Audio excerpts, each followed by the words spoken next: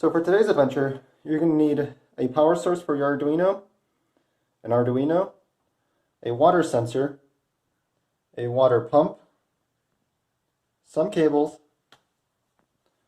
some plastic tubing, scissors to cut the plastic tubing with, some duct tape, and a water bottle or some sort of water container. Alright, so we've got the pump in a pool of water with a hose duct taped onto it. There's the battery, and then the hose goes into the other sink. Let's see if I can do this with one hand. So we see that in theory the pump should be strong enough off of 3-volt battery, 3.7 I guess, to pump water through the hose. We are going uphill and then back downhill, but I'm hoping that the siphon effect will help with that. And this magical cap. So it turns out you will also need a relay. The reason being that while the 3.3 or the 5-volt rails on the Arduino can provide enough current, the actual pins themselves, the GPIOs, cannot. So with this relay switch, you can see that when we connect the GPIO pins, the relay closes. It's actually kind of cool, it's see-through.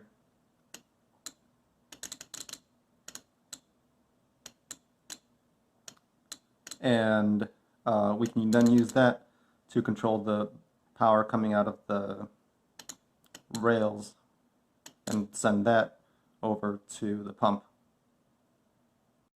Okay, things have gotten a bit complicated. Let's look at the water sensor first. So the water sensor is here. I'm just testing it inside a big bottle of water first. So right now it believes the water level is high, which makes sense. We got 3 cables coming out of it. We got the power, the ground, and the sensor. The sensor goes to the Arduino analog 5. The second part of this is the relay switch, which has to be plugged into the, well, it really has 2 places.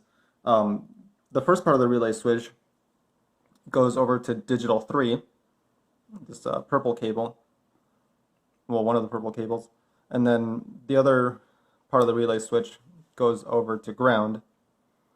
And so that's the control for the relay switch, these bottom 2 cables. And when that one is switched on, that's the clicking we heard earlier. The second half of the relay switch are the orange and the red cables you see right there.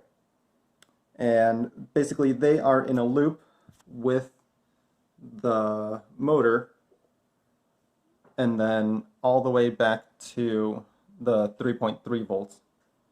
So in other words, they are what's preventing the motor from closing the circuit and receiving power. And so when we turn on the relay switch, by lowering the moisture sensor into the water, or sorry, raising it out of the water, then the system activates. If you listen carefully, you can hear the motor turn on and off, and you can see the water come out of the tube.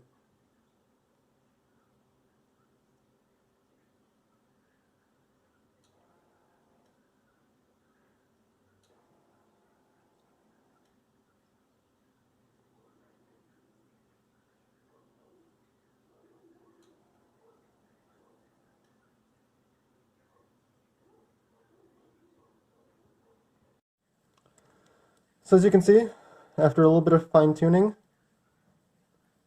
and a lot of tubes and cables going into that one bucket, the water level is staying high enough to let the humidifier work, but not so high that it starts spilling everywhere.